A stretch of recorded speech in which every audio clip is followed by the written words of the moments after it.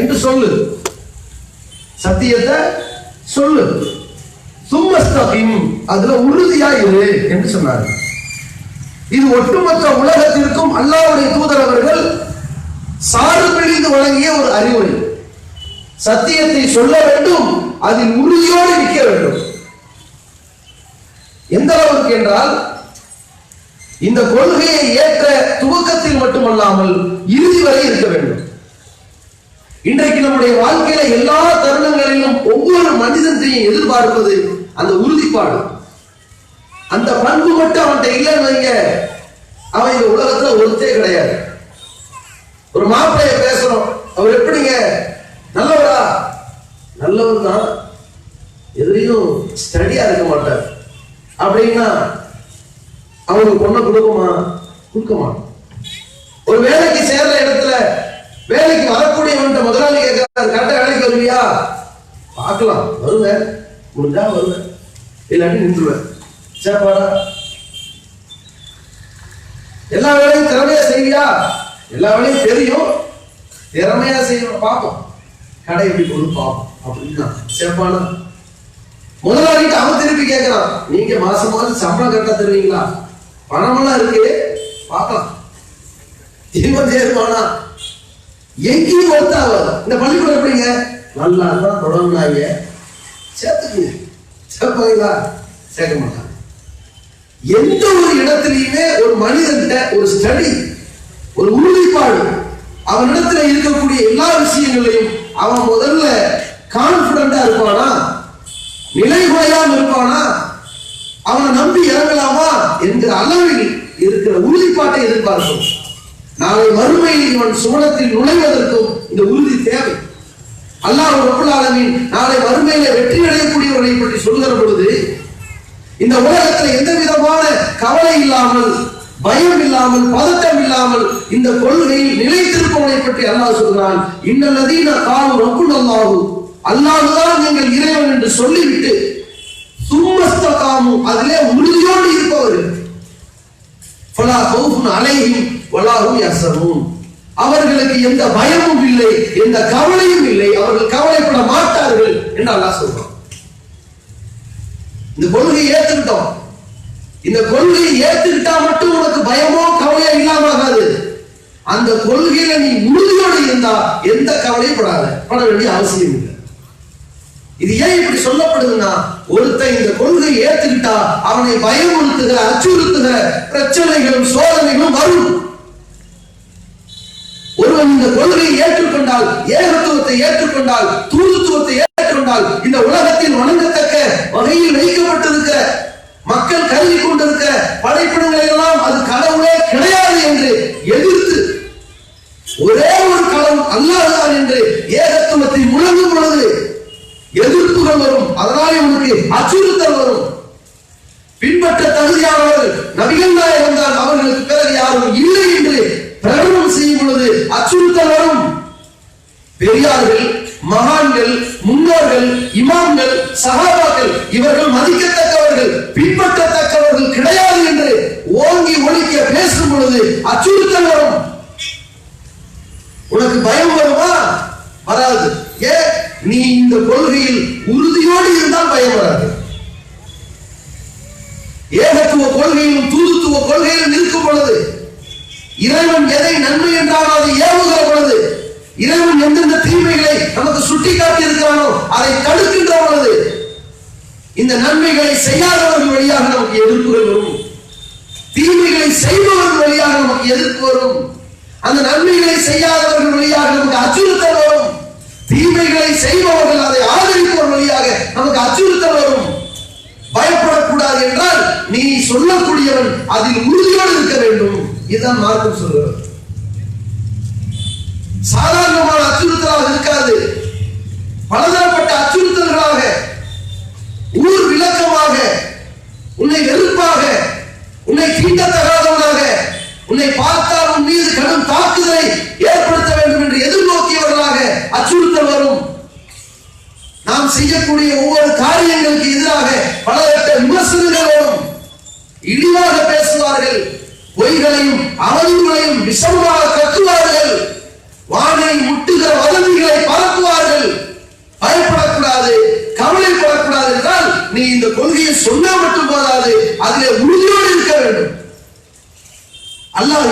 சேர்த்துத்தான் சொல்லி கொடுத்தான். நீ சொன்னா பத்தாது, சொன்னா எதிர்த்து நாங்க நிக்கும் போது பயம் வந்து ஓடி போயிடுமா. சொல்லி உறுதியோடு கான்பிடண்டா விட்டு கொடுக்காம பிடிவாதம் பண்ணாலும் சரி, நீ வரட்டு பிடிவாதம் இல்லை. இந்த கொள்கையை விட்டு நீ பின்வாங்காம இரு, அப்பதான் உனக்கு தைரியம் வரும். நீ இந்த கொள்கையை சொல்லுகிற நேரத்தில் நான் மிகச்சரியானதை சொல்கிறேன். எதிர்த்து பார்க்கிறீர்களா, நீங்கள் அசத்தியவாதிகள். அச்சுறுத்துகிறீர்களா, நீங்கள் பொய்யர்கள். எங்களை மிரட்டுகிறீர்களா, நீங்கள் பாவிகள். நன்மையை சொல்லுவோம் நாம் நிறுவ வேண்டுமா?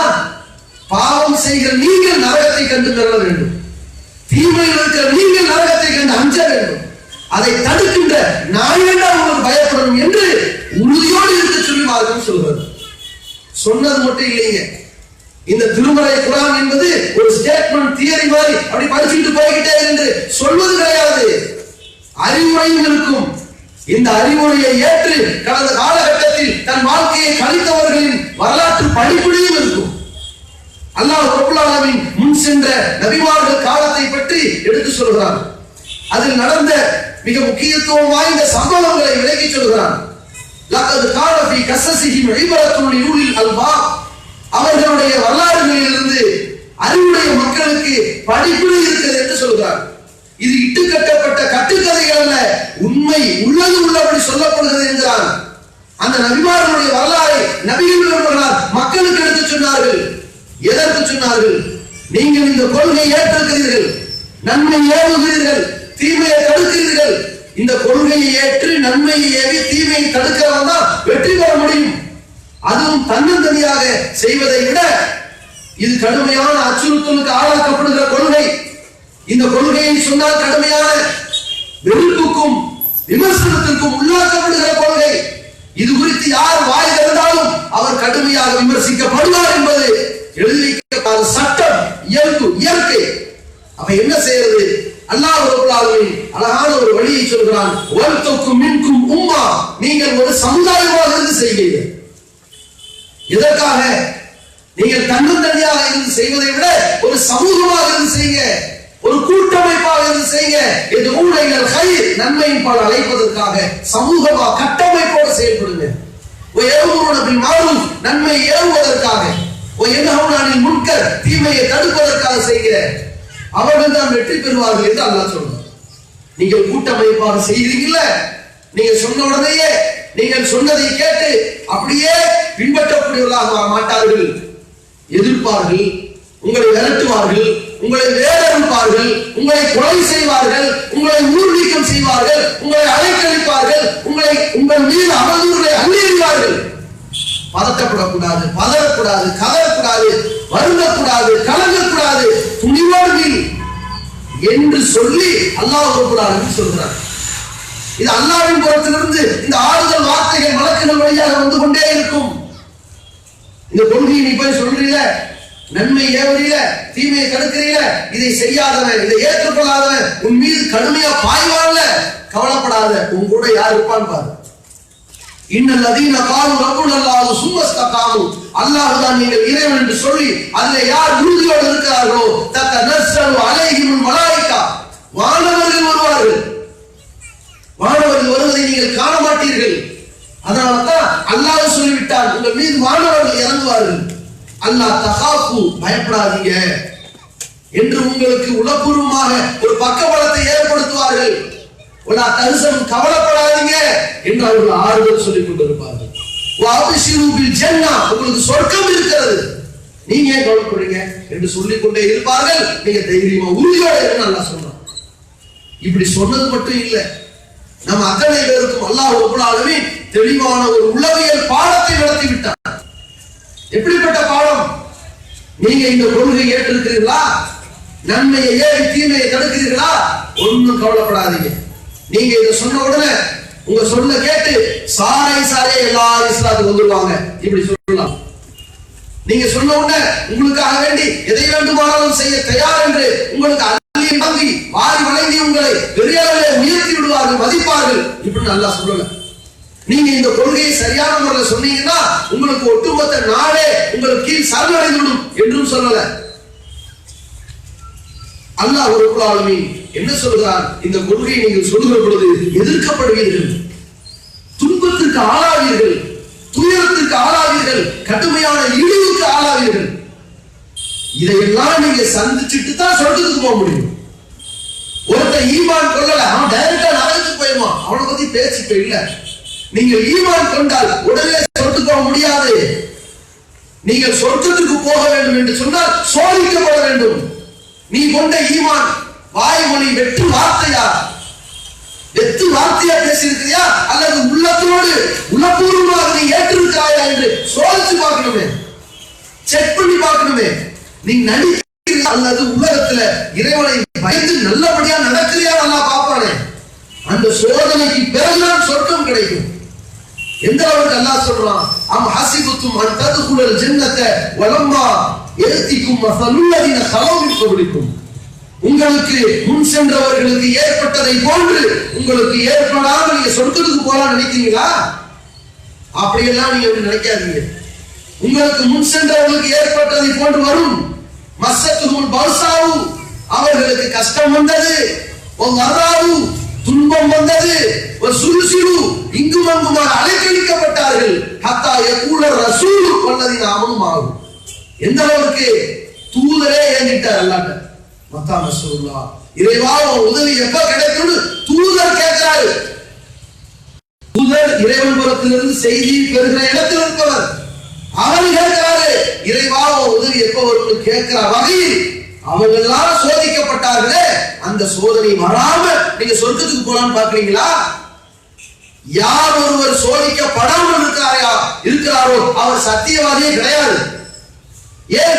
சத்தியவாதியை பொறுத்தவரை அல்லாஹ்வுடைய தூதர் சொன்னார்கள், ஒவ்வொரு மூமினும் ஒவ்வொரு ஈமான்தாரியும் அவருடைய சக்திக்கு ஏற்றார் போல் சோதிக்கப்படுவான். சோதனையே ஒருத்தனுக்கு வரலன்னு சொன்னா அவன் ஈமானே இப்ப சந்தேகத்துக்குரியது. அவன் சோதிக்கப்படுவான். தெளிவான இறை நம்பிக்கை கொண்டவன், சத்திய மார்க்கத்தில் இருப்பவன் அசத்தியத்தை கண்டு வாயை திறக்கும் போது எதிர்ப்பு வருமா வராதா? தப்ப பார்த்து தப்புன்னு சுட்டி காட்டும் போது விமர்சனம் வருமா வராதா? வரத்தானே செய்யும். எதை பற்றியும் கண்டுகொள்ளாமல் கேட்டுக்கொள்ளாமல் இருப்பவனை தவிர அவன் யார்? அவன் நல்லவன் கிடையாது, நல்ல ஈமான்தாரி கிடையாது, அவன் நயவஞ்சகன். அவன் பாவிகள் பட்டியலில் போய் சேர்ந்துருவான். ஒரு தீமையை காண்கிற பொழுது கையால தடுக்கணும், அப்பதான் இவன் அந்த தீமைக்கு எதிரி என்று தெரியும். அல்லது தீமையை காண்கிற பொழுது நாவால தடுக்கணும், இவன் தீமைக்கு எதிரி அப்ப தெரியும். அல்லது மனதால் வெறுத்து அந்த இடத்திற்கு புறக்கணிப்ப காட்டணும், இவன் அந்த தீமைக்கு எதிரின்னு அப்பவா தெரியும். அதையும் மீறி அங்கேயே மௌனியா இருந்தால் இவன் தீயவனா நல்லவனா கேள்விக்குறியா நிற்கும். அல்லாஹ்வுடைய பார்வையில இவன் தீயவன். ஏன்? அல்லாஹ் அதைத்தான் சொல்கிறான். எந்த அளவுக்கு சொல்கிறான்? அல்லாஹ்வுடைய வசனங்கள் கேலி செய்யப்படுகிற இடத்தில் இருக்கிறீர்கள். யுக்ஃபுரு பிஹா வ யுஸ்தஹ்ஸவு பிஹா. அல்லாஹ்வுடைய வசனங்கள் அங்கே கேலி செய்யப்படுகிறது, நிராகரிப்புக்குள்ளாக்கப்படுகிறது.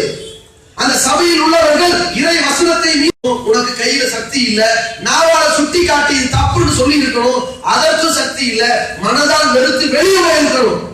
அல்லாஹ் அந்த கடைசி நிலையை சொல்றான்.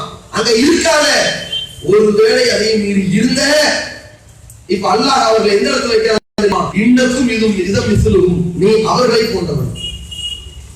நீங்கள் அங்க இருந்தால் நீங்கள் யார்? நீங்கள் அவர்களை போன்றவர்கள். அசத்தியவாதியோடு சேர்ந்து விட்டான். இல்லை, அந்த பாவத்தை செய்யலையே, நீ அந்த பாவத்தை கண்டிக்கலையே, இதுதான் அல்லாஹ் பாவம். நீ இந்த பாவம் என்று தெரிந்தது பத்தாது, இது நன்மை என்று தெரிந்திருந்தது பத்தாது, நன்மையை ஏற்று தீமையை தடுத்தாயா? இது அல்லாஹ்வுடைய பார்வை. நம் ஊர் பகுதியில மார்க்கத்துக்கு முரணான எத்தனையோ அனாச்சாரங்கள் நடக்கிறது. அந்த அனாச்சாரங்களில் நீங்கள் எதிர்ப்பதாக இருந்தால் எப்படி அந்த எதிர்ப்பை பதிவு செய்தீர்கள்? திருமணம் என்று வருகிறது, வரதட்சணை வாங்கி நடத்தப்படுகிறது. அந்த திருமணத்தை அந்த எதிர்ப்பை உங்களால் எப்படி பதிவு செய்ய முடிந்தது? காட்டுங்க பார்ப்போம். கையால தடுக்க இயலல, அந்த நாட்டுல இல்ல. சரி, வாயால தடுத்தீங்களா? தவறு என்று சுட்டி காட்டீங்களா? அந்த திருமணத்தை செய்யக்கூடிய ஒரு நண்பர்களா அவர்கிட்ட சுட்டி காட்டீங்களா? அவருடைய பெற்றோர்கிட்ட சுட்டி காட்டணுமா? அந்த குடும்பத்தார்கிட்ட பேசணுமா? ஜமாத்தாக சேர்ந்து நம்முடைய எதிர்ப்பை பதிவு செஞ்சோமா? இப்படி ஒரு திருமணத்தை பண்ணீங்கன்னா நாங்க நடத்தி வைக்க மாட்டோம்னு புறக்கணிப்பு வெளிப்படுத்துறீங்களா?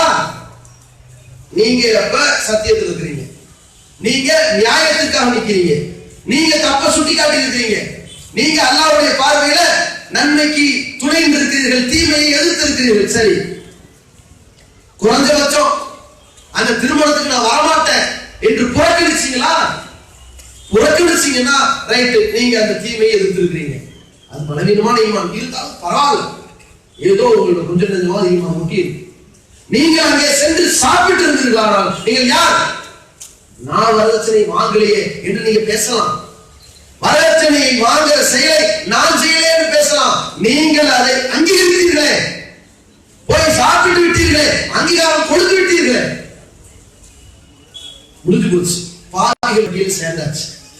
இதுதானே அல்லாஹ்வுடைய பார்வை. இப்ப இவங்களுக்கு இருக்கிற ஒரே ஒரு சோதனை என்ன? ஒரு பொட்டல சாப்பாடு தான் சோதனை, வேற ஒண்ணுமே இல்லை.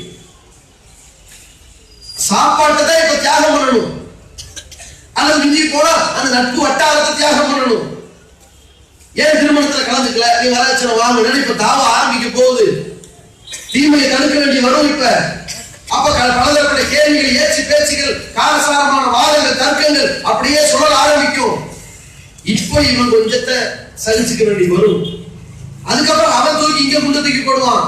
என் கல்யாணத்துக்கு வரல, உன் தங்கச்சி கல்யாணத்தை எப்படி நடத்த பாக்கிறேன். இப்ப இருந்து ஆரம்பிக்க வேண்டிய ஈமான் பலம் இங்கிருந்து புறப்படும். இப்படி எல்லாம் சந்திக்க வேண்டிய சோதனைகளை கடந்து விடாம சொர்க்கத்துக்கு போக முடியுமா? முடியாது. நன்மார்களின் வரலாறு ரசூலுல்லாஹி ஸல்லல்லாஹு அலைஹி சொன்னாங்க சஹாபாக்கள், இந்த மார்க்கத்தை ஏற்றதற்காக வேண்டி அந்த சஹாபாக்கள் பட்ட கஷ்டம் என்ன?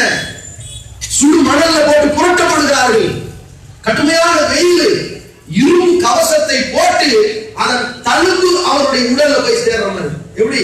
இரும்பு கவசத்தை போட்டு பாலைவன வெயில்ல படுக்க வச்சு, அந்த பாலைவன சூட்டுல அந்த வெயில் வெப்பம் சேர்ந்து சேர்ந்து அப்படியே இருக்க பழுக்க பழுக்க காய்ச்சல் மாதிரி ஆகி அவர் உடம்புல ஏறுவாங்க. அப்படியே தழும்பு ஆறாத வட்டு. கப்பாப் ரலியல்லாஹுவர்களை மக்கா நகரத்திலே எதிரிகள் பாலைவன வெயில்ல புரட்டி இரும்பு கவசத்தால் நெருப்பு வழியை வடுவை உண்டாக்கிய தழும்பு எத்தனை ஆண்டுகள் ஆனது, மாறல. ரசூலுல்லாஹ் மதீனாவுக்கு வந்து நபிகளாருடைய 10 ஆண்டுகளுக்கு பிறகு, மரணத்திற்கு பிறகு, அபூபக்கரின் ஆட்சிக்கு பிறகு, உமருடைய ஆட்சியிலே உமர் ரலியல்லாஹு தன்னுடைய சிம்மாசனத்திலே கப்பாப் ரலியல்லாஹு அழைத்து அமர வைத்து சொன்னார்கள், இவர் இந்த மார்க்கத்துக்கு எவ்வளவு கஷ்டப்பட்டார் தெரியுமா? எதிரிகள் இவர் மீது எப்படி சூடு போட்டார்கள் தெரியுமான்னு சொல்லி சட்டையை கலட்டி பின்னாடி காட்டினார். அந்த வடு ஆறாமல் மாறாமல் இருந்தது, ஆறியது மாறவில்லை. எத்தனை ஆண்டுகள் இந்த கொள்கைக்காக இதே கப்பாப் ரலியல்லாஹு இது போன்ற துன்பத்திற்கு ஆளாக்கப்படுகிற இந்த சஹாபாக்கள் ஆங்காங்கே கடும் நெருக்கடிக்கு ஆளாக்கப்பட்டு ரசூலுல்லாஹ் வந்தாங்க. அல்லாஹ்வின் தூதரே, எங்களுக்காக வேண்டி நீங்க அல்லாஹ்ட்ட துஆ செய்ய மாட்டீங்களான்னு கேட்டாங்க. அப்ப நபிகள் நாயகம் ஸல்லல்லாஹு அலைஹி வஸல்லம் எதை பாடமாக படிப்படியாக சொன்னார்கள்? தோழர்களே, உங்களுக்கு முன் சென்ற சமுதாயம் பட்ட கஷ்டத்தையா நீங்க பட்டுட்டீங்க? அவர்கள் இந்த மார்க்கத்தை ஏற்றதற்காக கழுத்து வரை புதைக்கப்பட்டார்களே. கழுத்து வரை புதைக்கப்பட்டாலே ஒருத்தன் அதோட முடிஞ்சிருவான். கழுத்து வரைக்கு குழி ஒன்றாலே போதுங்க, ஆளை கட்டி வச்சுட்டு தோன்றா குழிய எப்படி நெட்டுக்கு படுக்க வைக்கிறது, நெட்டுக்கு அப்படியே உன்னை இறக்க போறோம்னா என்ன ஆவாங்க? அப்பவே சரிஞ்சிருவான். ஆனால் கழுத்து வரை தோண்டப்பட்டு நிறுத்தப்பட்ட உடனே நடக்கிற அத்தனை பேருமே யானை கால் மாதிரி தெரியும் அவனுக்கு. மேல பார்த்தா உலகமே அப்படிதான் தெரியும் அவனுக்கு. அது மாதிரி நிறுத்தினாலே போதும். நிறுத்தப்பட்டு தலை இரண்டால் அறுக்கப்படுகிற அளவுக்கு ஒரு ரம்பத்தை வெச்சாலே ஆடி போயிடுவானே. வைக்கப்பட்டு இரண்டால் பிளக்கப்பட்டது. ஒருத்தனுடைய உடல் வலியை, அந்த வேதனையை, அந்த வெட்டு குத்து நேரங்கள்ல, துடிதுடிக்கிற நேரத்துல கை கால்களை வேகமா அசைப்பானே, அது வலியை கடத்துகிற ஒரு விதம். அவன் வலியை மறக்கிற ஒரு தன்மை. கத்தி வலியை மறப்பான், கை கால உதறி வலியை மறப்பான். அது கூட வாய்ப்பில்லாத இடத்துல போய் நிப்பாட்டி மண்டையை ரெண்டா பிளக்க செய்யும் பொழுது கூட அவனுடைய ஈமான் பிளக்கலையே. அதை அனுபவிச்சீங்களா நீங்க? இரும்பு சீப்புகளால் அவருடைய உடல் கீறி கிழிக்கப்படுமே. என்ன பிளேடு போட்டுட்டு போறதா? இரும்பு சீப்புகளால் வைத்து உள்ள விட்டாங்க, சதையை கிழிச்சு எடுத்துருவானே. நரம்பு மண்டலம் இழுத்துக்கு வெளியே வருமே. அப்படிப்பட்ட துன்பத்திற்கு ஆளாக்கப்பட்ட பொழுது கூட அவங்க ஈமான் வந்து சரிஞ்சு போகலையே. அதையா நீங்கள் சந்தித்தீர்கள் ரசூலுல்லாஹ் ஒரு ஆறுதலை சொன்னார்களே. அந்த சஹாபாக்கள் காலத்துல அவர்கள் பெற்ற பாடம் இந்த நபிமாருடைய தியாகங்கள், கடந்த காலங்களில் இறை தூதர்கள் செய்த கஷ்டங்கள், அவர்கள் சந்தித்த துன்பங்கள். ஒரு தூதர் இந்த ஏகத்துவ கொள்கையை சொல்லுகிறார், தன்னை தூதர் என்று அறிவிக்கிறார். எல்லாரும் ஊரே சேர்ந்து அவரை போட்டு அடிக்கிறது, முகமெல்லாம் ரத்தம் அடிக்கிறது. கண்ணு முன்னு தெரியாம அடித்திருக்கிறார்கள். முகத்தில் இருக்கிற ரத்தத்தை, வழிந்து கொண்டிருந்த ரத்தத்தை துடைத்து சொன்னார், அல்லாஹும்ம ஃபிர் லி கௌமி ஃபஇன்னஹும் லா யஅலமூன். இறைவா, இந்த சமுதாயம் தெரியாம நடிச்சிட்டாங்க, அவர்களை மன்னிச்சிருன்னு கேட்டார். அந்த துன்பம் அவங்களுக்கு வந்துச்சு. ஒரு திருமண நேரத்திலே மார்க்க விரோத செயலை புறக்கணிக்கிற நேரத்தில் இது போன்ற துன்பத்தை சந்திச்சோமா? இல்லையே. இதே இளவட்டமாக இருக்கிறது. ஏகத்துவ கொள்கையில் நுழைந்த புதுமையில, அந்த துவக்கத்துல அப்ப என்ன செஞ்ச ஒரு உத்வேகம் இருந்தது. எல்லாத்தையும் புறக்கணித்தோம். காலமான அப்படியே நகர்ந்து அப்படியே ஈமானுடைய பல்ஸ் குறைஞ்சு எல்லாத்தையும் அரவணைத்தோம். என்ன அரவணைப்பு? பிதாத்தான கல்யாணம் நடக்கும், வரட்சணாய கல்யாணம் நடக்கும், மாப்பிள்ளை ஒரு வலிமாவை தான் போடுவாரு, அதான் சுன்னத்து. அந்த வலிமாவுக்கு முன்னாடி கல்யாணத்துக்கு முந்தினாலே மாப்பிள்ளை உடையெல்லாம் கூப்பிட்டு அவரோட சாப்பாடு போடுறாரு. இப்படி புதுசா விருந்துகள் என்று ஆங்காங்கே மலர நம்மால் இருக்கிற ஈமான் அப்படியே செதறி போகுது. சைத்தான் லைட்டா பாயிண்ட் போட்டு கொடுப்போம். எவ்வளவு வழி கெடுக்கிறது, டைரக்டா வழி கெடுக்க முடியாதுல்ல, சுத்தி வளர்ச்சியில் அவன் அடிக்கணும். என்ன செய்யறது? சைத்தான் மெதுவா ஆரம்பிப்பான்.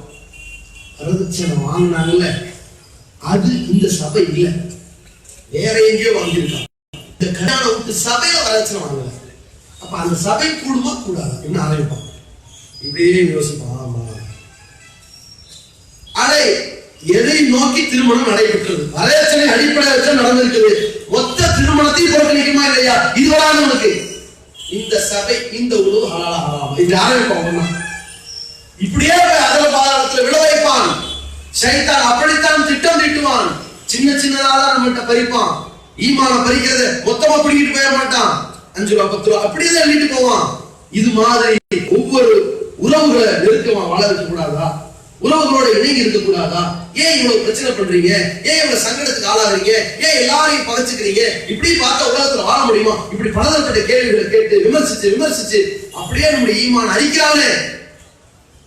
எந்த அளவுக்கு பேசுவார்கள்? நீ இந்த செயலை செய்யல, நீ வரதட்சணை வாங்கல, அல்ஹம்துலில்லாஹ். வாங்கினா தப்புன்னு சுட்டி காட்டிட்டு போதும், வா கலந்துக்க, விருதுல வந்து சாப்பிட்டுக்க. இதுதான் இஸ்லாமிய மார்க்கத்துல தீமையை தடுக்கிற வழிமுறையா? ஆண்டாண்டு காலமாக எல்லா இறை தூதர்களும் தீமையை எப்படி தடுத்தார்கள்? இந்த விஷயத்துல சத்தியத்துல எப்படி உறுதியோடு இருந்தார்கள்? இறை தூதர்கள் தீமையை தடுத்த விதம் 2. ஒன்று, தீமையையும் தடுத்தார்கள், தீமையையும் பகைத்தார்கள், தீமையையும் எதிர்த்தார்கள். இன்னொன்று, அந்த தீமையை செய்து கொண்டிருக்கிற நபரையும் புறக்கணித்தார்கள்.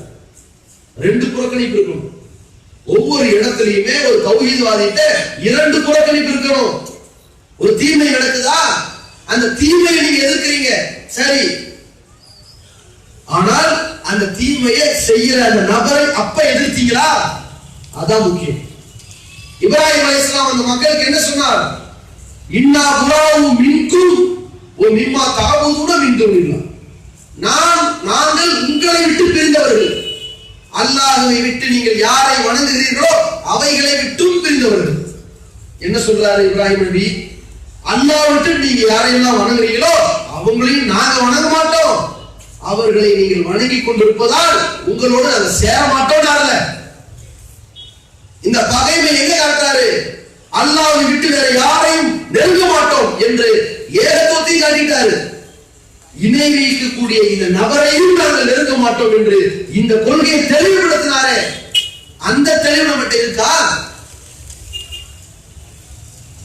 ரசூலுல்லாஹி ஸல்லல்லாஹு அலைஹி வஸல்லம் அவர்கள் ஒரு கட்டத்துல தன் மகள் ஃபாத்திமா ரலியல்லாஹு அழைக்கிறாங்க வீட்டுக்கு, விருந்துக்காக போறாங்க. போற நேரத்துல என்ன நடக்குது?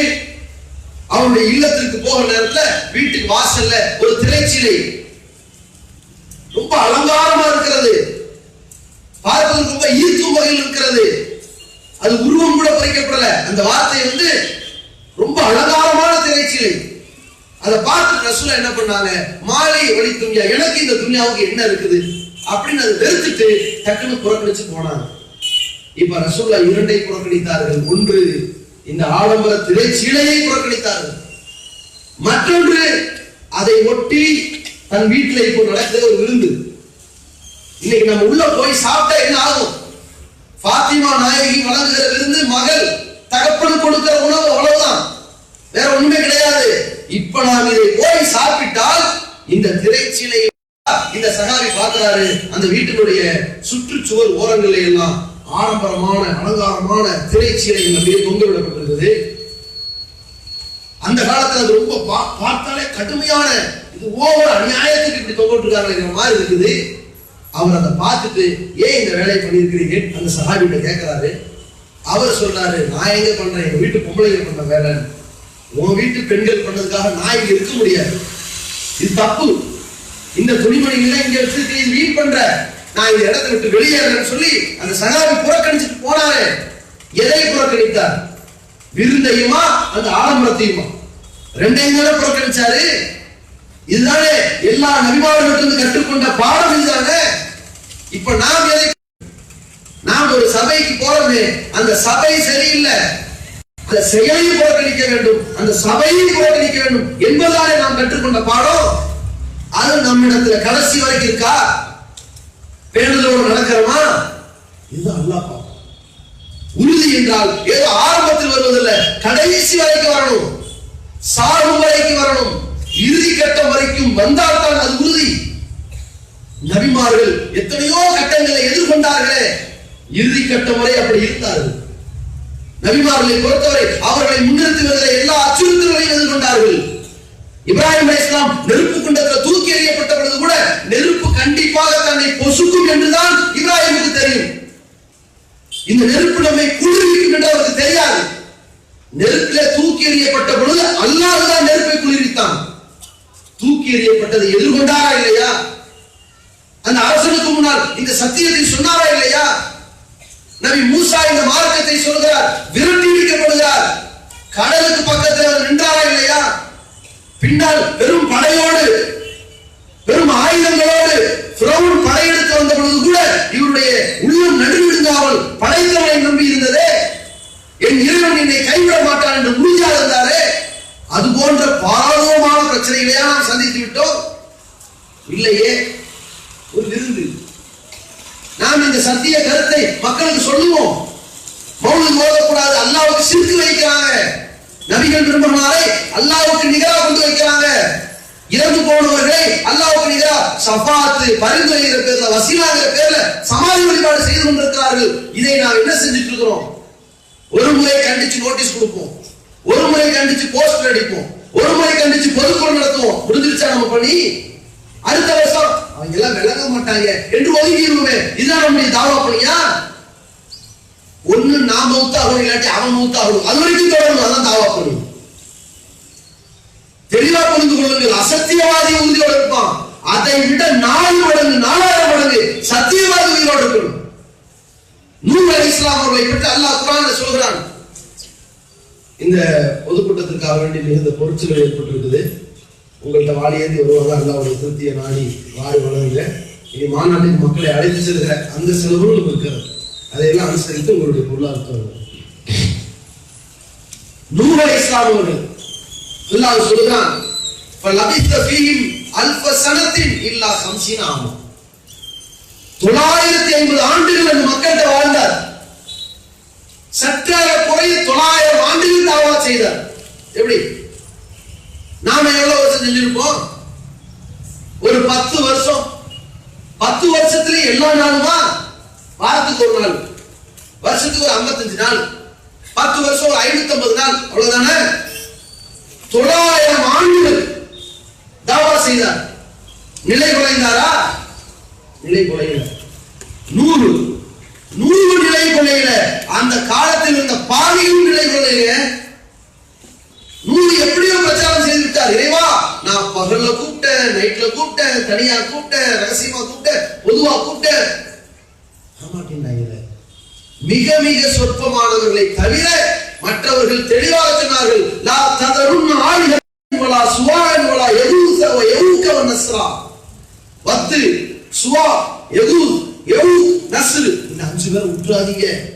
அவர் 1000 சொன்னாலும் அவரை கேட்டு போயிடாதீங்க என்று வழிகாட்டில இருந்தானே, அவனும் பல நூறாண்டுகள் இருந்தானே, அதுலயே கிடந்தானே, இவர் பல நூறாண்டுகள் தியாகம் செய்து கொண்டே இருந்தானே. கடைசியில் அல்லாஹ்ட்ட முறையிட்டார், இறைவா இந்த காபிர்களை உயிரோட விட்டுறாதே இறைவான்னு. கடைசி வரை இருந்தாரே. அந்த அளவிற்கு இந்த இறை தூதர் செய்த தாவாவை நம்ம செஞ்சிட்டோமா? அந்த அளவுக்கு இந்த சத்தியத்தை சொல்லிட்டோமா? ஒரு ஊர்ல இந்த பிரச்சாரத்தை பேசுறோம், விரட்டி விட்டாங்கன்னா அதோட முடிஞ்சிருந்தா? ஒரு ஊர்ல இந்த பிரச்சாரத்தை எடுத்து வைக்கிறோம், ஊர் நீக்க பண்ணிட்டா விட்டுறணுமா? ஒரு ஊர்ல இந்த பிரச்சாரத்தை பண்றோம், நம்மள 4 பேருக்கு கேவலமான முறையில் விமர்சிச்சா விட்டுறணுமா? விடக்கூடாது. நாம இன்னைக்கு சமீப காலம் ஆயிருச்சா, நவீன உலகம் ஆயிருச்சு, எல்லாம் சோசியல் நெட்வொர்க் வந்துருச்சு. அந்த காலத்துல நாம ஒரு இடத்துல பிரச்சாரம் பண்ணுவோம், வீடு வீடா போய் மார்க்கத்தை சொல்லுவோம். நம்ம சொல்லிட்டு போனதுக்கு பிறகு நம்ம பத்தி கல்வி ஊத்துவாங்க, எதுவுமே நமக்கு தெரியாது.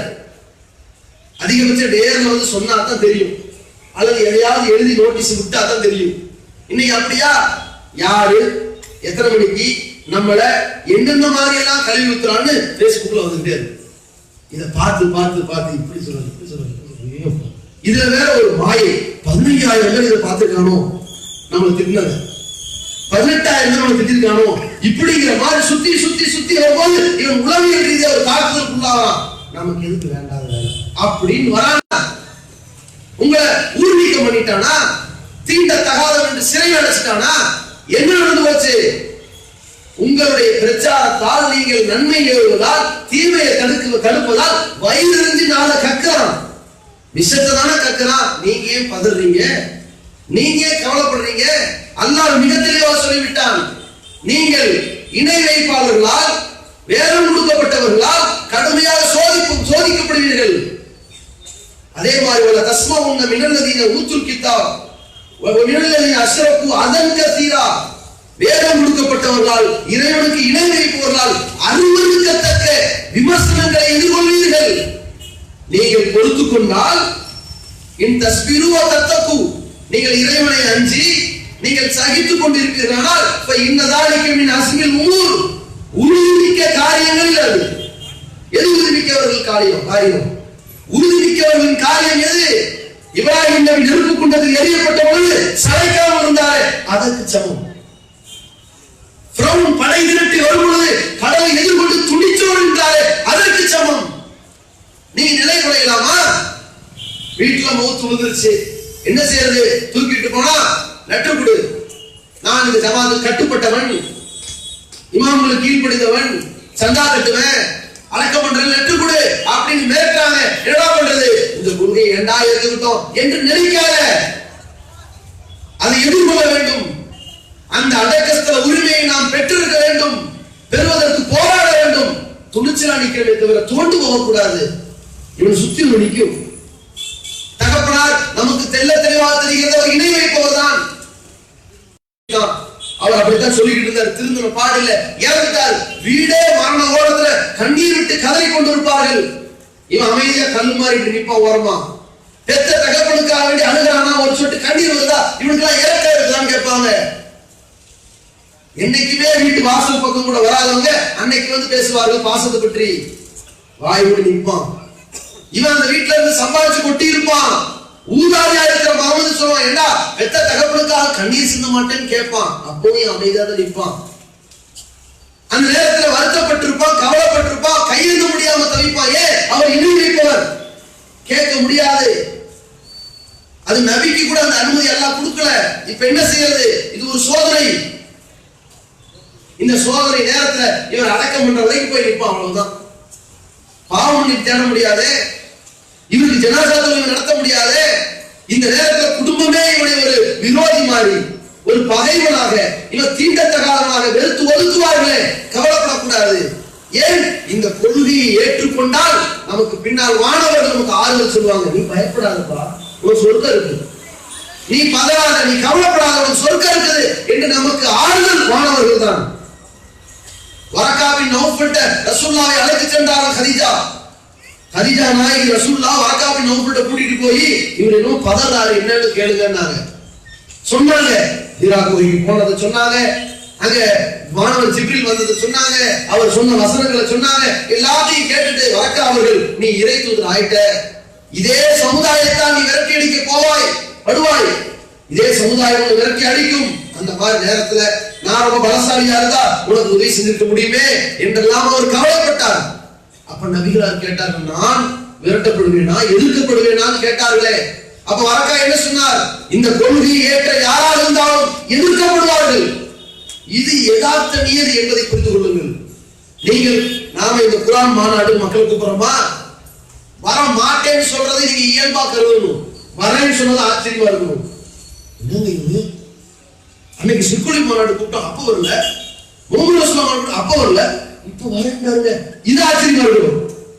வாங்கடா அப்படிங்கும் போது என்ன சொன்னாரு, வளர்க்கும் போது சொன்னாரு, தனக்கு சொல்லுவாயே, நம்ம வேலை சொல்ற வேலை, அவங்க வேலை நல்லா பார்த்துக்கணும். இப்படித்தானே பயணிக்கணும். நம்மகிட்ட எந்த பதட்டம், எந்த கவலை, எந்த பயம், எந்த வருத்தங்கள் வரக்கூடாதுன்னு சொன்னா, இந்த எதிர்ப்புகளை கண்டோ விமர்சனங்களை கண்டோ யார் எள்ளி நகையாடினாலும் அதை கண்டு வரவே கூடாது. நபிகள் நாயகம் ஸல்லல்லாஹு அலைஹி வஸல்லம் எவ்வளவு துன்பத்திற்கு ஆளானார்கள், அதையெல்லாம் நம்ம ஒரு துளியாவது பெற்றோமா? நபிகள் நாயகம் ஸல்லல்லாஹு அலைஹி வஸல்லம் உலகத்திலேயே சோதனைக்கு அதிகம் உள்ளானவர்கள் யார்? சஹாபாக்கள் கேட்கிறாங்க. ரசூலுல்லாஹ் சொன்னார்கள், அன்பியா நபிமார்கள் தான் சோதனைக்கு அதிகம் உள்ளானவர்கள். நபிமார்களை போன்ற சோதனை உலகத்துல யாரும் செஞ்சது கிடையாது. ரசூலுல்லாஹி ஸல்லல்லாஹு அலைஹி வஸல்லம் மக்கால இருந்தாங்க, மார்க்கத்தை வெளியே தைரியமா சொல்ல முடியாத அளவுக்கு நெருக்கடிக்கு ஆளானாங்க. தாயிஃப் நகரத்துக்கு சென்றார்கள், அவர்களை கூப்பிட்டு நம்பிக்கை துரோகம் பண்ணி அனுப்பி வைத்தார்கள். வேதனைப்பட்டு அப்படியே மனநிலை சரியில்லாம நடக்க போய் நின்னாங்க. சுயநினைவு வரவே லேட் ஆச்சு. அந்த நேரத்துல வானவர், மலைக்குரிய வானவர் வந்தார். இந்த மலைகளுக்கு இடையில இந்த தாயிஃப் நகர மக்கள் நசிக்கட்டுமான்னு கேட்டார். வேணாம் என்று ரசூலுல்லாஹ் வந்தாங்க. இந்த சமுதாயத்திலேயே நான் பெற்ற கடும் பாதிப்பு இது ஒன்று, தாயிஃப் நகர சம்பவம் நாங்க சொல்லலாம். அந்த அளவுக்கு மன உளைச்சலுக்கு ஆளாக்குறாங்க.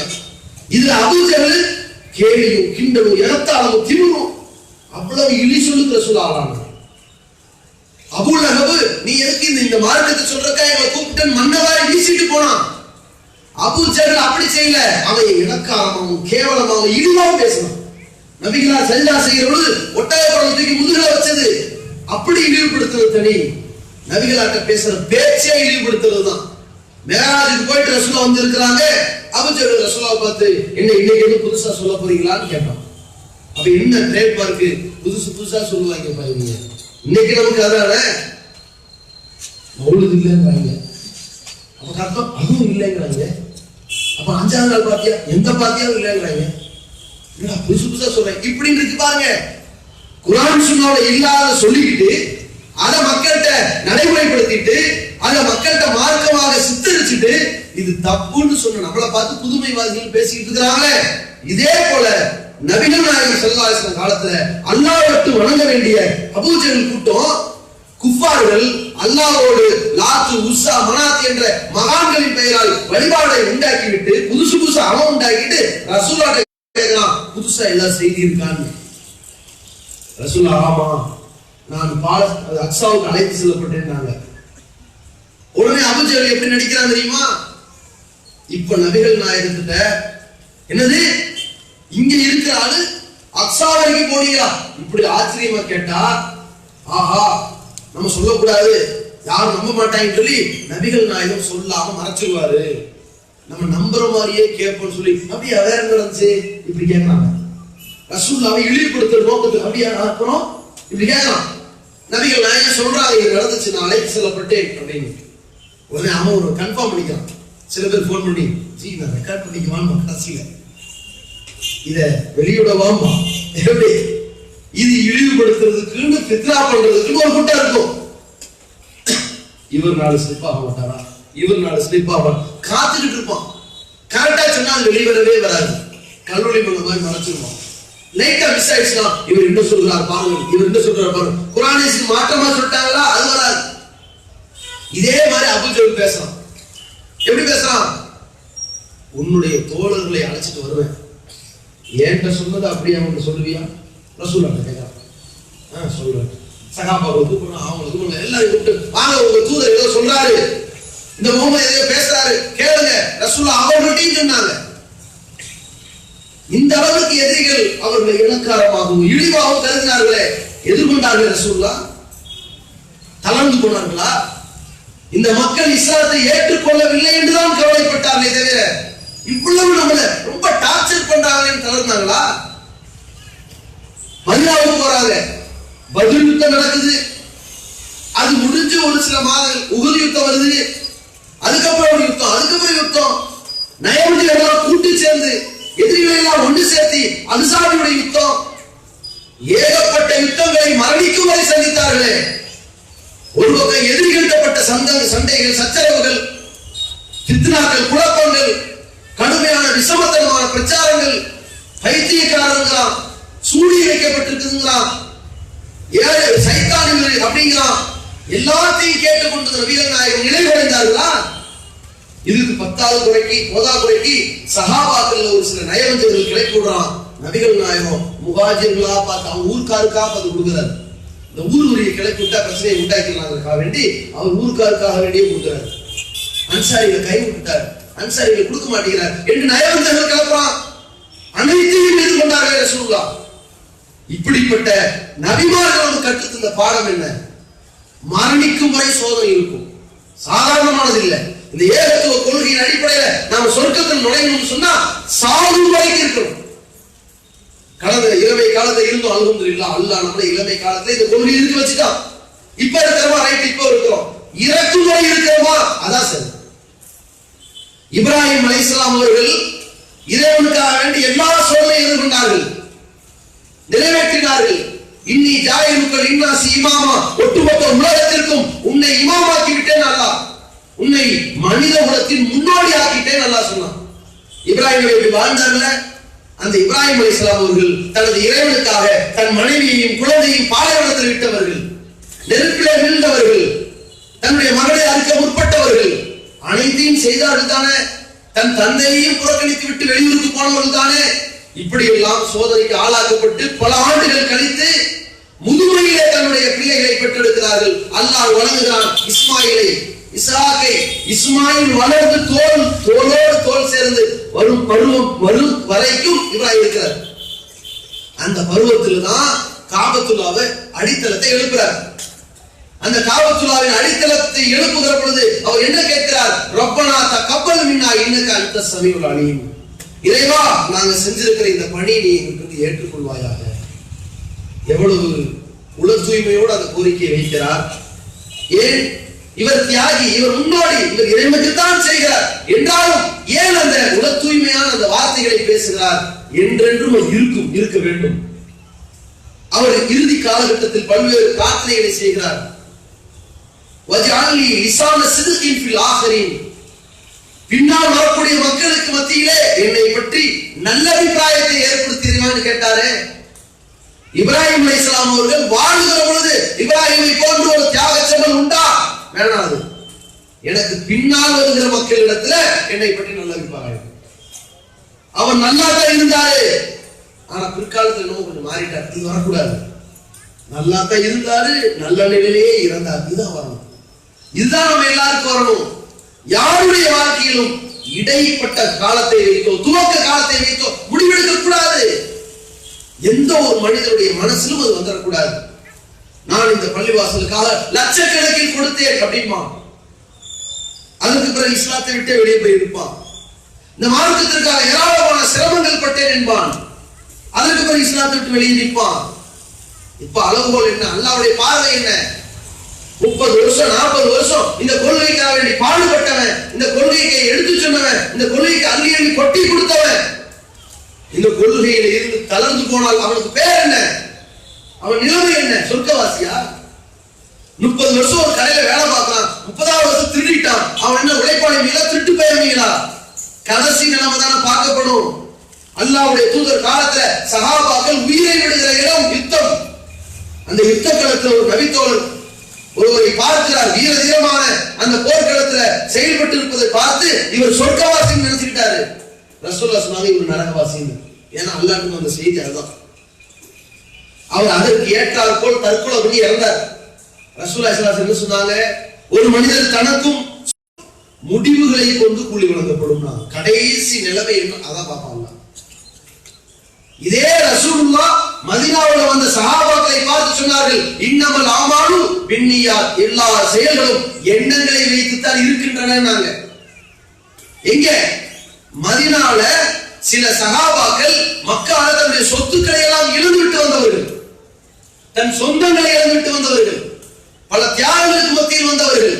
மக்காவை வாழக்கூடாது என்று அபூ ராபிஉ ரசூலுல்லாஹை சந்தித்து நான் இஸ்லாத்தை ஏற்றுக்கொள்கிறேன் வந்தாரு.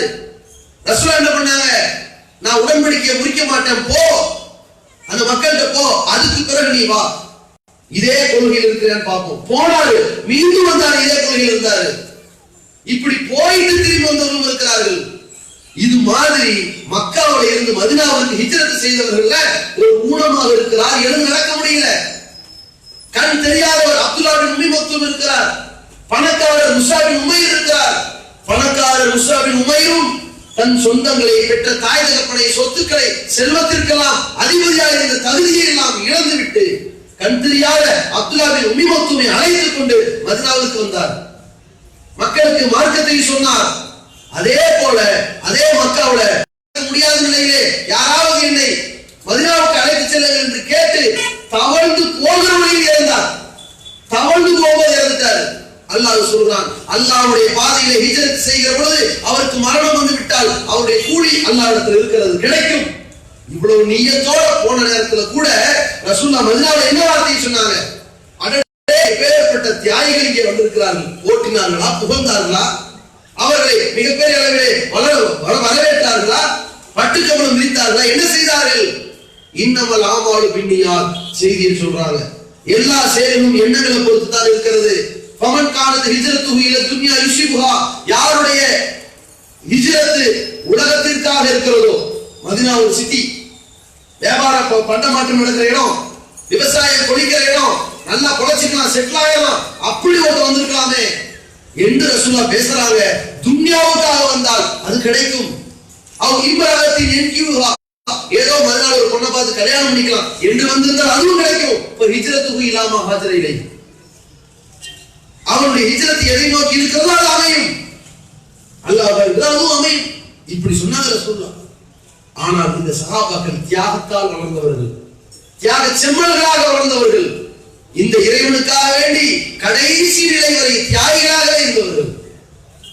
அல்லாஹ் சொல்கிறான், மினல் மூமினீன ரிஜால், சில ஆண்கள் இருக்கிறார்கள், சதகு மா ஆஹதுல்லாஹ் அலைஹி, அல்லாஹ்விடத்திலே கொடுத்த வாக்கை, இன்னல்லாஹ் இஷ்தரா மினல் மூமினீன அன்ஃபுஸஹும் அம்வாலஹும் பிஅன்ன லஹுல் ஜன்னah, இறை நம்பிக்கை கொண்டவர்களிடத்திலே அல்லாஹ் விலை பேசி விட்டான், ஒப்பந்தம் பண்ணிட்டான். என்ன, உனக்கு சொர்க்கம் வேண்டும் என்றால் இந்த மார்க்கத்துக்காக நீ உயிர் விடு, அந்த நேரம் வந்தால் தயாராக இரு.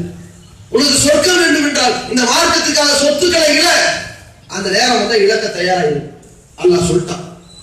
இந்த நிலையிலே இளைஞர்கள் அல்லாஹ்வுடைய தூதரவர்களுக்கு இறைவன் அந்த வசனத்தை இறக்கி வைக்கிறான். மூமின்கள் சிலர் இருக்கிறாங்க, அவர்கள் அதை நிறைவேற்றினார்கள். மின்ஹும் மன் கால நஹ்பா, அந்த வாக்கை நிறைவேற்றியவர்கள் இருக்கிறார்கள். யுத்த களத்தில் இறைவனுக்காக வேண்டி, இந்த மார்க்கத்திற்காக வேண்டி உயிர் நீத்தவர்கள் இருக்கிறார்கள். ஒரு மின்ஹும் மன் யன்தலிர், அந்த ஒரு வாய்ப்பு கிடைக்காதா என்று காத்துக் கொண்டிருக்கிறார்கள். வமா பத்தலு தப்தீலா, அதற்கு மாற்றமான நிலைக்கு அவர்கள் போனதே கிடையாது. கடைசி வரைக்கும் அதற்காகவே காத்திருப்பார்கள்.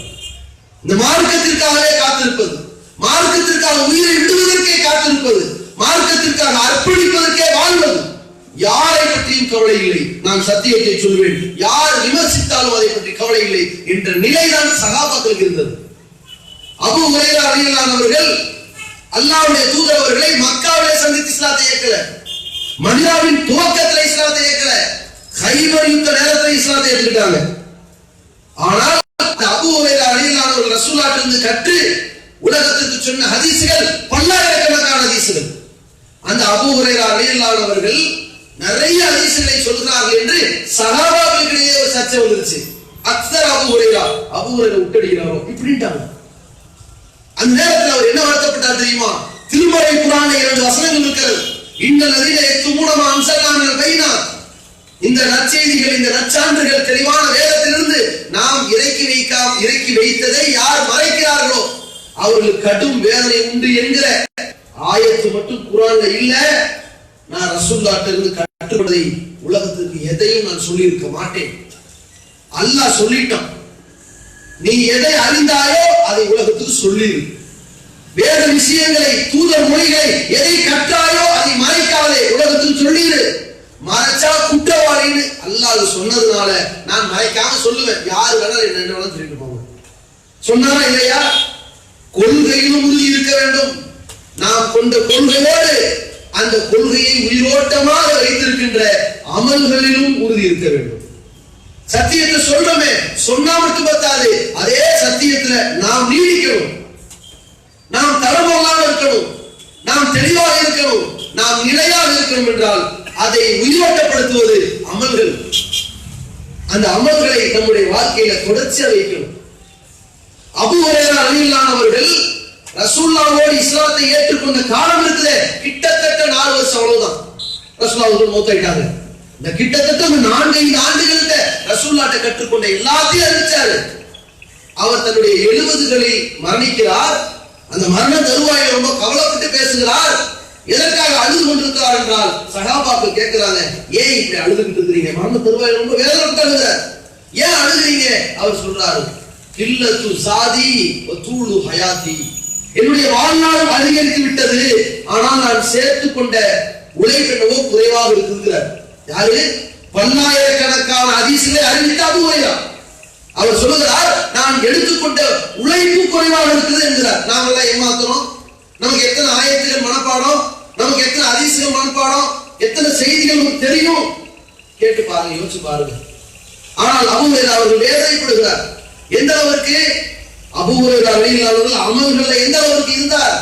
பரலான காரியங்களை தன்னுடைய வாழ்க்கையில மிக தெளிவாக நேர்த்தியாக நிறைவேற்றிய சஹாபாக்கள்ல சுன்னத்தான காரியங்கள்ல ரசூலுல்லாஹி ஸல்லல்லாஹு அலைஹி வஸல்லம் அபூ ஹுரைரா ரலியல்லாஹு அன்ஹு சொல்லிக் கொடுத்த அறிவுரைகள் ஒன்று, ஒவ்வொரு நாளிலும் வித்ரு தொழுவது, லுஹாவுடைய தொழுகை, லுஹருக்கு முன்னால் முற்பகல் லுஹாவுடைய தொழுகை தொழுவது, மாதத்தில் 3 நாட்கள் நோன்பு வைப்பது, பிறை 13, 14, 15 ஐயாவுல் பியவ் வெள்ளை நாட்கள் என்று சொல்லப்படுகிற அந்த 3 நாள் நோன்பு வைப்பது. அல்லாஹ்வுடைய தூதரிடமிருந்து நான் எப்போது கேட்டேனோ என் வாழ்நாளில் ஒரு நாளிலும் இதை விட்டதில்லைங்கிறார். ஒரு நாள் கூட இந்த சுன்னத்தை, பரல் இல்லைங்க, சுன்னத்து, ஒரு நாள் கூட விட்டு தொழாமல் உறங்கியதில்லை. ஒரு நாள் கூட அந்த லுஹாவுடைய தொழுகையை விட்டதில்லை. ஒவ்வொரு மாதம், ஒரு மாதம் கூட அந்த 3 நாள் சுன்னத்தான தொழுகை விட்டது, நோன்பை விட்டதில்லை. இவ்வளவு அமல்களை சேர்த்து வைத்து கண்ணீர் வடிக்கிறார். நம்மிடத்துல பரல் உருப்படியா இருக்கிறதா? ஜமாத்தோட இருக்குதா? அதை பேருந்தோட இருக்கிறோமா? சுன்னத்துகளை சேர்த்து இருக்கிறோமா? நஃபில்களை தொழுகிறோமா? சுன்னத்தான நோன்பு இருக்கிறதா? யோசிச்சு பாருங்க. இதுதான் நம்மை நிலைத்திருக்க செய்யும். மரணிக்கிற வரைக்கும் கொள்கை இழுத்துக்கிட்டு வரும். இது அபூ ஹுரைரா ரலியல்லாஹு அன்ஹு மட்டுமல்ல, பல சஹாபாக்கள் இப்படித்தான். அலி ரலியல்லாஹு அவர்கள் ரசூலுல்லாஹ்ட்ட தன் மனைவி ஃபாத்திமா அவர்களை அனுப்புகிறார்கள். தோல் பாத்திரத்துல, தோல் பையில வெள்ளூரத்துல தண்ணீரை சுமந்து வந்து தூக்கி இங்க வச்சு கொண்டு வரும். இங்க புண்ணு வந்துருச்சு. ஃபாத்திமா நாயகி கேட்கிறாங்க, அலி ரலியல்லாஹு அவர்கள் சொல்றாங்க, உன் தந்தை ரசூலுல்லாஹ்ட்ட போ, முகமது நபிட்ட போங்க. போனீங்கன்னா அவர் என்ன செய்வாங்க? சில அடிமைகளை கொடுப்பார்கள், அவர்களை வைத்து நாம் தண்ணீரை வைத்துக் கொள்ளலாம். பைத்துல் மாலுக்கு சொந்தமான, அரசாங்கத்துக்கு சொந்தமான அடிமை கொடுக்க முடியாது. ரசூலுல்லாஹ் என்ன பண்றாங்க? உங்களுக்கு உடல் உழைப்பா இருக்குல்ல, கஷ்டமா இருக்குல்ல, இந்த அடிமைகளை விட சிறந்ததை நான் சொல்றேன், அதை செய்யுங்கன்னா. என்ன? உறங்க செல்கிற பொழுது சுப்ஹானல்லாஹ் 33 முறை சொல்லுங்க, அல்ஹம்துலில்லாஹ் 33 முறை சொல்லுங்க, அல்லாஹ் அக்பர் 34 சொல்லுங்கன்னாங்க. அதை கேட்டுட்டு மருமகன் அலி ரலியல்லாஹு அவர்களும் அப்படி சொல்லி அனுப்புனாங்களா? நானும் சொல்றேன். ஃபாத்திமா நாயகி சொல்லி அனுப்பினார்கள்.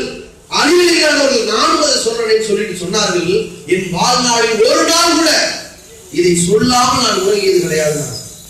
உடனே சில தோழர்கள் கேட்கிறாங்க, அலி அவர்களே, சிஃபின் யுத்தம் நடந்ததே ஒரு நாள், நீங்கள் நடத்திய அந்த சிஃபின் யுத்த நாளில் கூட அந்த இரவிலும் நீங்கள் ஓதினீர்களா அப்படின்னு கேட்கிறாங்க. அப்ப கடுமையான நெருக்கடி, டென்ஷன், எதிரிகள் உள்ளுக்குள்ள பயங்கர குழப்பம். அந்த நாள்ல ஓதுவீங்களா? ஆமா, அந்த நாளிலும் நான் ஓதிவிட்டு தான் உறங்கினேன் என்றார். இப்படிப்பட்ட அமல்களில் உள்ள உயிரோட்டம் இதுதான் அந்த நம்பிக்கையை அழுத்தமாக சொல்லிக்கொண்டே இருக்கும். ஒவ்வொரு வக்திலையும் தொழுகையை நிறைவேற்றுகிற பொழுது நாம் அல்லாஹ்வோடு உரையாடுகிற அந்த உளப்பூர்வமான எண்ணத்தை உண்டாக்கும். நாம் சரியான கொள்கையில தான் இருக்கோம், நாம் சத்தியத்தில் தான் இருக்கோம், நாம் இதிலே நீடிச்சுக்கிட்டு இருக்கோம், நாம் நிலை கொள்ளாமல் இருக்கோம், இப்படியே மௌத்தாயிரும் என்கிற எண்ண ஓட்டத்தை ஏற்படுத்திக்கிட்டே இருக்கும். அது மூலமாகத்தான் அந்த தோழர்கள் அல்லாஹ்வுடைய தூதரிடத்துல உடன்படிக்கை ஏற்று கடைசி வரைக்கும் அப்படி இருந்தார்கள். என்ன உடன்படிக்கை? அந்நகுலுவில் ஹக்கி ஹைசுமா குன்னா, நாங்கள் எப்படி இருந்தாலும் சத்தியத்தை சொல்லுவோம். ஏழை பணக்கார நெருக்கடியில எந்த நிலை இருந்தாலும் சரி சத்தியத்தை சொல்லுவோம். வலா நஹாஃபு ஃபில்லாஹி லவ்வத லாயிம், அல்லாஹ்வுடைய மார்க்கத்தை சொல்ற விஷயத்துல பழிப்பவனுடைய பழிச்சொல்லுக்கு நாங்கள் பயப்பட மாட்டோம் என்று களமிறங்கினார்கள் சஹாபாக்கள். கடைசி வரை இருந்தார்கள். அல்லாஹ்வுடைய தூதரும் அந்த இறை செய்தியை சொன்னார்கள். இந்த சத்தியத்தை எடுத்து சொல்லி இருக்கிற கூட்டம் லா ததுருமன் கதலவும், அவர்களை யார் துன்பப்படுத்தினாலும் சரி இழிவுபடுத்தினாலும் சரி அவர்களுக்கு எந்த பாதிப்பும் உண்டாக்காது என்று. இதே பாதிப்பு உண்டாகாத நிலையில் நாம் நம்முடைய பயணத்தை அமைக்கணும். ஏகத்துவத்தை சொன்னோம், ஏகத்துவத்தை சொல்லிக் கொண்டிருக்கிறோம், ஏகத்துவத்தை சொல்லிக் கொண்டு இருப்போம் என்று இருக்கிறோம். சத்தியத்தை மக்கள் எடுத்துரைத்தோம், குர்ஆன் சுன்னாவை சொன்னோம், சுன்னாவை தவிர மதுகளை எதிர்த்தோம், சஹாபாக்களை பின்பற்ற வேண்டும் என்ற அந்த முன்னோர் வழிமுறை சலப்பு கொள்கை எதிர்த்தோம், எதிர்த்து கொண்டே இருக்க வேண்டும். வகி அல்லாதது வழிகேடு, சொன்னோம் சொல்வோம் என்று இருக்கணும். திருமண நிகழ்வுகள், பிறமத கலாச்சாரங்கள், பிதாத்தான அனாச்சாரங்கள், நம் ஊரை சுற்றி நடக்கின்ற மார்க்கத்துக்கு முரணான நிகழ்வுகள் அவ்வப்போது ஒரு காலத்திலே கண்டித்தோம், இப்பொழுதும் கண்டிக்கிறோம், சாவு வரைக்கும் கண்டிப்போம் என்று இருக்கணும். இந்த நிலையிலே வாழ்ந்து இதே நிலையிலே மரணிப்போம். ஆனால் படைத்த இறைவன் நமக்காக சுவனத்தை தருவான். அப்படிப்பட்ட சுவனத்திற்கு சொந்தக்காரர்களாக எல்லாம் வல்ல அல்லாஹ் ரப்பல் ஆலமீன் நம் அனைவரையும் ஆக்கி வருவானாக. அஸ்ஸலாமு அலைக்கும் வ ரஹ்மத்துல்லாஹி வ பரகாத்துஹு.